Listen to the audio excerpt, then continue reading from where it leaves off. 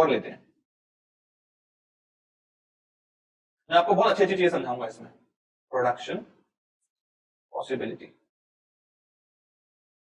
Example 2 फिर से बनाते हैं अपन इसमें, apples bananas. Sir zero land पर तो सर जीरो होगा, ये बात पक्की रही। ठीक, अभी बनानास को सर अपन कर देते हैं, ये कितना 1 2 3 4 5, सर हम इसको कर देते हैं 8000 केजीज।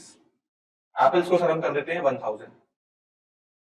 ठीक, यहां पर हम कर देते हैं सर इसको 6000, यहां पर हम कर देते हैं इसको 2000, then 4000, then 3000, then 2000, then 4000 and 0। ये क्या किया सर आपने? बहुत सिंपल सा पॉइंट है, जैसे जैसे एप्पल्स का लैंड रिसोर्स इंक्रीज कर रहा है उसी हिसाब से हमारा एप्पल्स का प्रोडक्शन भी इंक्रीज कर रहा है। जैसे जैसे बनानास का सर लैंड रिसोर्स डिक्रीज कर रहा है उसी हिसाब से सर हमारे बनानास का प्रोडक्शन भी डिक्रीज कर रहा है। सर हमने यहाँ पर एक रैशनैलिटी क्रिएट करने की कोशिश करी है, कंसिस्टेंसी क्रिएट करने की कोशिश करी है एग्जाम्पल नंबर 2 में।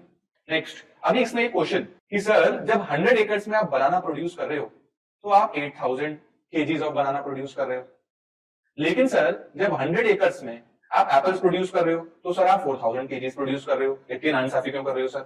क्या ये क्वेश्चन लग रहा है आपको पूछने लायक? ये पॉइंट हम यहाँ पर ये प्रूव करने के लिए, एग्जांपल इस चीज को प्रूव करने के लिए हमने यहाँ पे ड्राफ्ट किया है। इट इज नॉट नेसेसरी कि उस एक पर्टिकुलर एरिया में उतने ही एप्पल्स प्रोड्यूस हों जितना कि बनानास प्रोड्यूस हो रहे हैं। सबकी अपनी अलग अलग प्रोडक्शन कैपेसिटी है।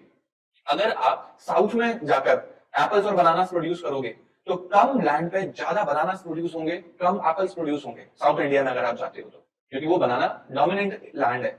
वो रिसोर्स के ऊपर भी डिपेंड करता है वो कैसा आउटपुट दे रहा है। फिर से आते हैं, अगर आप साउथ में जाते हो तो हो सकता है 100 एकड़ में 8000 केजीज, क्या बहुत ज्यादा केजीज निकल के आ जाए, 100 एकड़ में बहुत आ जाएंगे, 8000 केजीज तो बहुत कम है।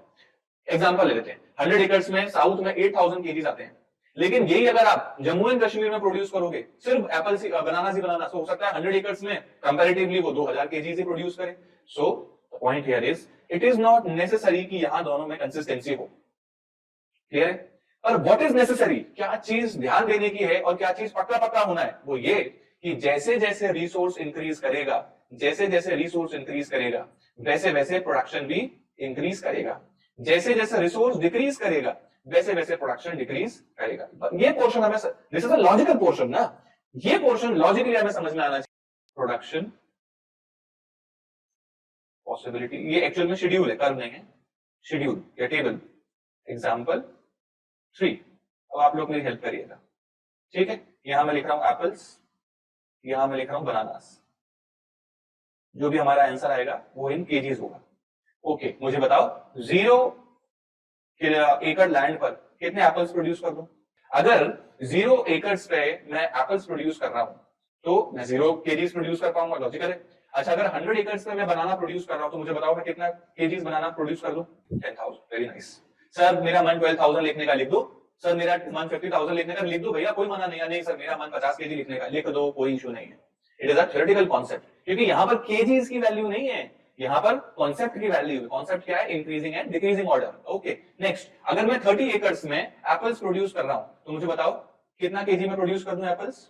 2000। ठीक है सर। नेक्स्ट, अगर मैं 70 एकर्स पे प्रोड्यूस कर रहा हूं तो मैं कितना प्रोड्यूस कर दूं बनानास? 6000। चलो कर दिया मैंने 6000। ओके, 50 एकर्स पे एप्पल्स करना है तो मुझे बताओ कितना कर दूं इन KGs?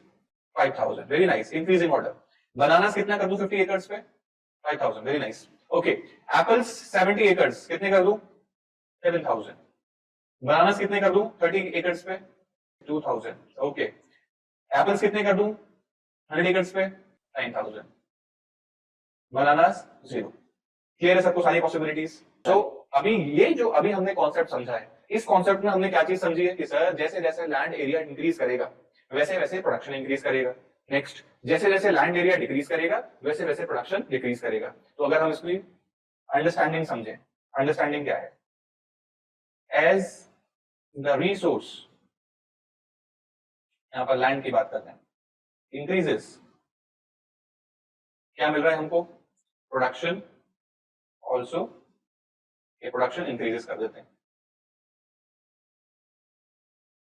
As the resource and decreases. क्या चीज आई हमारी? Production decreases. अभी ये पूरी स्लाइड हमने सिर्फ इस कॉन्सेप्ट को समझने के लिए करी है। मैं इसको अपग्रेड करूंगा, ये सारा डेटा अपग्रेड होगा, ये परफेक्ट डेटा नहीं है, ये कॉन्सेप्चुअली स्टेप 1 डेटा है। ठीक है, लिख लो आप इसे।